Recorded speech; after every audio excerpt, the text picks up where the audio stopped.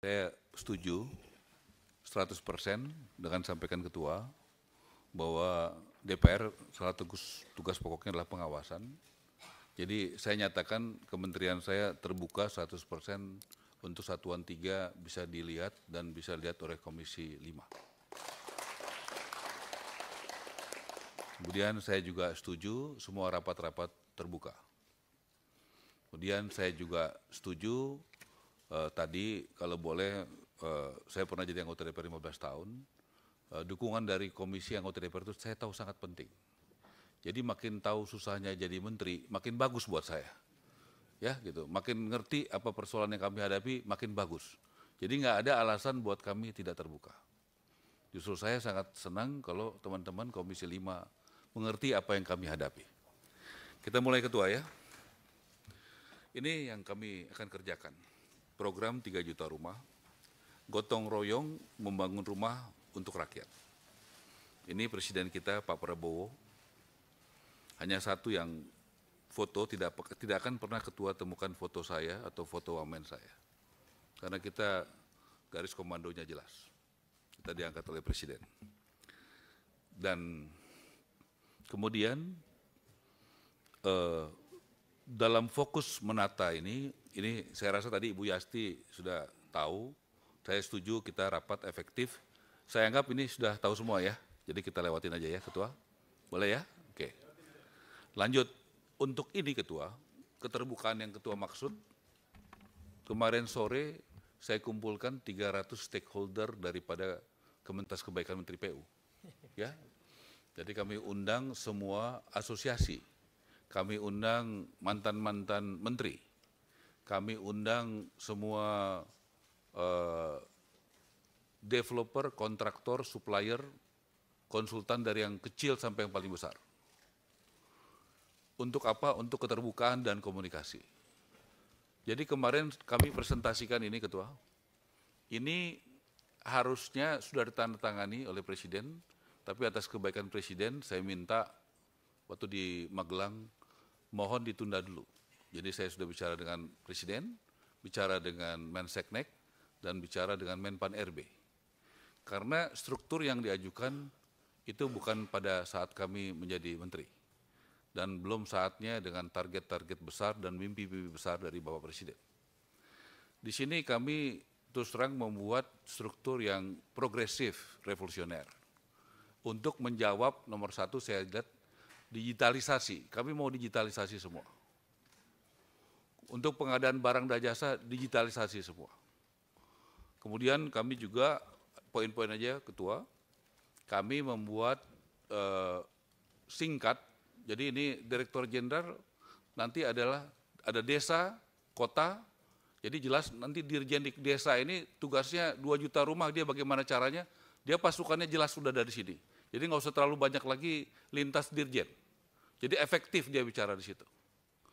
Ini saya akan cari Dirjen kota yang bisa bangun 1 juta dengan berbagai macam skim. Pasukannya juga udah ada di sini, pembiayaannya, perencanaannya, dan sebagainya. Jadi kita mau buat struktur yang efektif, dan ini kami mohon masukan dari teman-teman DPR di Komisi 5 yang berpengalaman. Apakah ini sudah kredibel? Apakah ini sudah terbuka? Apakah ini sudah anti korupsi? Apakah ini sudah efisien? Saya mohon masukan. Masalahnya waktunya sangat singkat, saya hanya dikasih waktu 5 hari, karena saya baru tahu dari Ibu itu sudah dari Menpan RB dan Pak Menseknek sudah di meja Menseknek.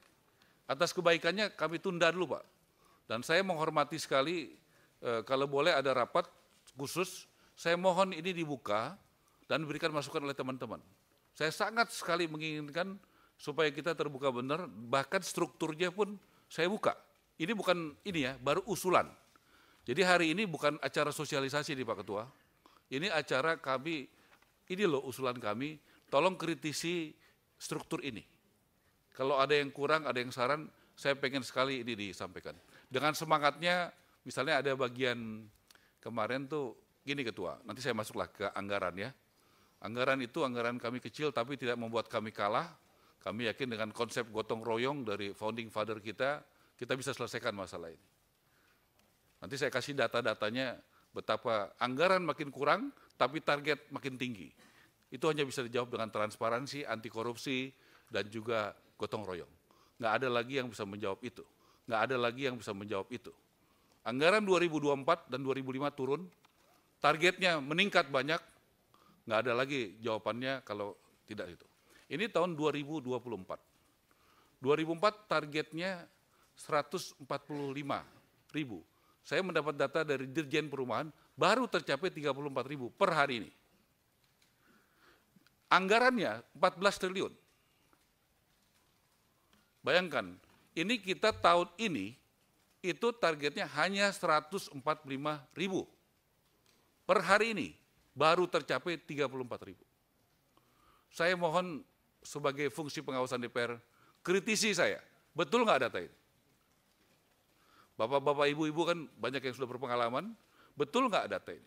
Kalau data ini benar, berarti kita mesti kerja, bayangkan 25 kali lipat untuk mencapai 3 juta.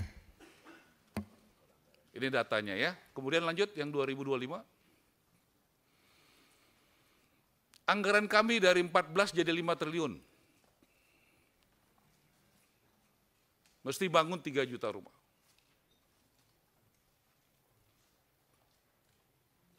Ya, tolong juga kritisi apakah betul anggaran ini.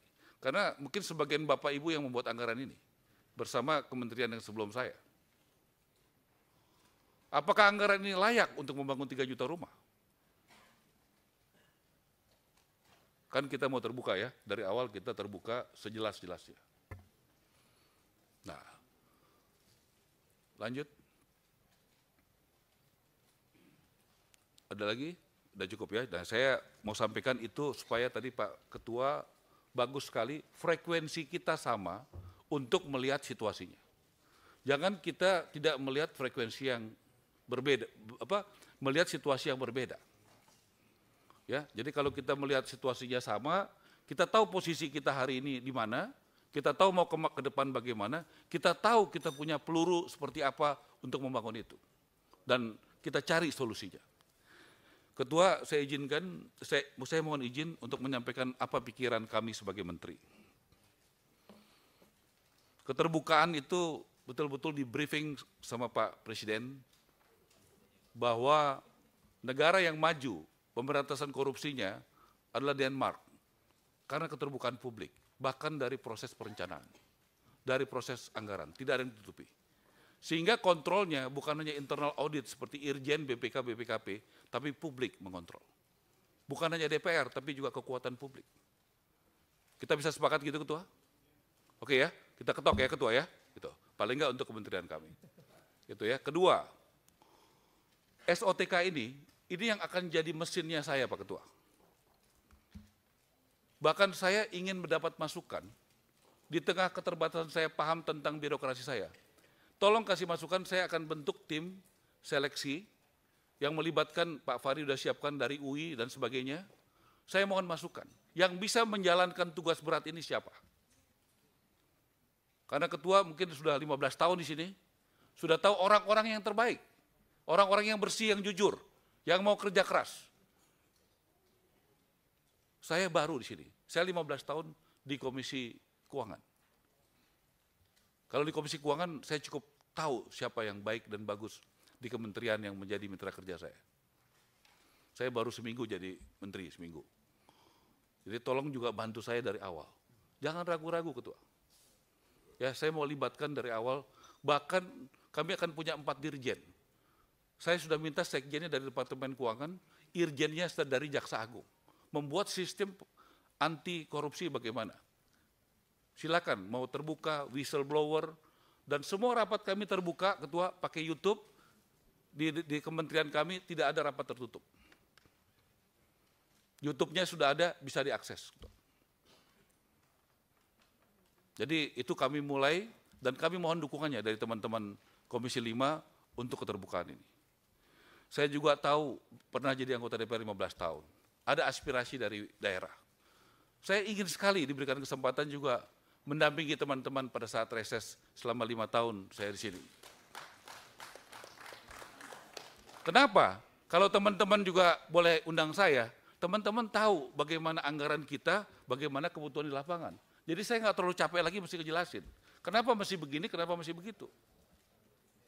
Kalau kita sama-sama ngerti, saya mau mengajak kebersamaan, kita ngerti dari awal nih kondisinya seperti ini. Jadi ketua keterbukaan setuju, efisiensi ketua. Saya lama di corporate. Boleh nggak kita masukkan efisiensi dalam pengelolaan keuangan negara? Saya hari Kamis jam 2 akan ketemu Pak Ate. Saya ingin kayak di perusahaan saya dulu ada, misalnya saya punya restoran cukup banyak ketua, kita bikin central kitchen. Belanja beras untuk satu restoran dengan 24 restoran beda ketua harganya. Banyak kemudahan yang dapat. Semen kalau kita mau bangun 3 juta rumah, saya udah hitung angkanya belasan triliun. Kalau kita deal sama pabrik semen, kemudian kita minta diskon, itu baru satu. Itu bisa diskon berapa? Akan murah harga jual buat rakyat. Karena biaya-biaya untuk materialnya akan turun. Nah, boleh nggak saya lakukan itu? Efisiensi uang negara, sehingga nanti harga-harga rumah bukan naik tapi turun, ketua. Nah, tolong saya mau minta sama Menteri Pak Ate, Kepala BPKP, untuk mengizinkan itu. Jadi kita bukan hanya sekedar mengamankan uang negara, tapi juga membuat efisien uang negara. Caranya gimana? Boleh nggak yang bagus-bagus dari korporasi? Central purchasing.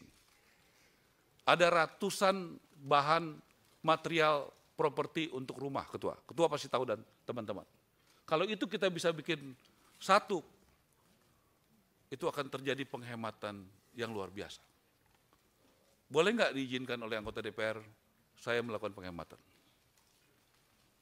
Bukan hanya mengamankan uang negara. Supaya apa tujuan saya? Supaya harga rumah turun dan uangnya bisa, jadinya pembeli rakyat bisa membeli rumah dengan harga lebih murah. Kemudian soal tanah, ketua. Saya punya konsep, tanah itu dari sitaan. Saya sudah ketemu Jaksa Agung, di Banten saja ada 1.000 hektar. Dan Jaksa Agung siap menyerahkan, saya sudah bicara dengan Dirjen Menteri Keuangan, kita akan ketemu bagaimana tanah ini bisa digunakan sama rakyat. Bagaimana tanah dari koruptor bisa digunakan untuk rakyat kecil. Bagi yang punya gaji nggak susah, ketua. Kalau itu ketua bisa bantu saya, supaya mereka punya tanah, mereka punya gaji, ASN yang nggak pernah punya rumah, tentara yang nggak punya rumah, banyak sekali guru-guru yang nggak punya rumah, punya harapan, ketua. Ini soal kebijakan dan policy. Kalau di ruang rapat ini, izinkan minggu depan ketemu di sini ada Menteri Keuangan, BPKP, ATR, setengah masalah ini selesai, ketua. Ini harus ada keputusan politik. Bagaimana barang-barang sitaan ini, boleh nggak itu kita ambil negara dan kita kembalikan buat rakyat, harganya jadi sangat murah. Jadi kita langsung berjalan, ketua. Terakhir, ketua, Bapak Presiden di Magelang meminta kita tidak menjadi Superman, tetapi menjadi super team. Kita semua anak buahnya. Apa yang saya lakukan dari Magelang, kita langsung ke rumah susun di Pasar Rumput. Itu 2 tahun lalu sudah kami serahkan dari perumahan kepada DKI. 1.984 unit kurang lebih. 2 tahun lalu. Yang baru dipakai kurang lebih 400 untuk korban kebakaran di Manggarai. Yang masih kosong kurang lebih 1.400. Puji Tuhan, ketua. Waktu Tuhan memang nggak bisa dilawan ya. Jadi saya dan Mendagri datang, itu mereka sudah mau pasarkan, bukan mau, sudah pasarkan dengan harga 3,5 juta untuk disewakan per bulan. Untung kita punya PJ Gubernur yang punya hati. Pak, batalin saya minta. Saya nggak punya kewenangan, karena itu udah serahkan. Saya cuma minta himbauan. Kalau 3,5 juta itu bukan rakyat kecil, Pak. Nggak mungkin rakyat kecil di Jakarta bisa bayar 3,5 juta sebulan. Nah, akhirnya kita hitung, itu kebutuhannya itu kurang lebih 18 M setahun, di breakdown 1,5 miliar per bulan, itu ketemu angka 1,250. PD Pasar Jaya mengelola tidak rugi, tidak untung. Saya bilang, ayo dong, PD Pasar Jaya kan sudah untung. Nggak semua kan harus untuk cari untung. Ini buat rakyat. Kita sepakat ketua. Angkanya 1,250, sebagian nanti kita alokasikan buat TNI yang nggak punya gaji tinggi, polisi yang nggak punya gaji tinggi, ASN, guru, dan milenial. Saya undang teman-teman hari Jumat jam 2 siang kita open house di rusun yang ada di Pasar Rumput untuk kita bekerja dengan cepat. Bagaimana pembeli bisa survei langsung kepada unit-unitnya supaya mereka tidak beli kucing dalam karung. Karena sering sekali gambar dan realisasi berbeda, Ketua. Jadi mereka datang, silakan you pilih. Dan kemudian kita melakukan transaksi. Terakhir saya minta subsidi silang, kalau misalnya ada anak-anak muda milenial yang ada sekitar Tamrin, Sudirman, itu kan membuat kemacetan. Kalau mulai kita buat gerakan, bagaimana rumah mendekati kantor mereka. Jadi jangan mereka tinggalnya di Depok, di Bogor, lama, tidak efisien, dan macet. Maksud saya, itulah langkah-langkah kami hanya mau bekerja, tidak mau lain, dan tanpa dukungan DPR, saya tahu, saya anggota DPR 15 tahun, semua tidak akan berhasil. Mohon Bapak Ibu mendukung, dan inilah keberhasilan bersama. Bagi kami, pemerintahan ini berhasil kalau DPR mendukung, khususnya Komisi 5, bekerja sama dari awal bersama kami. Terima kasih. Wassalamualaikum warahmatullahi wabarakatuh.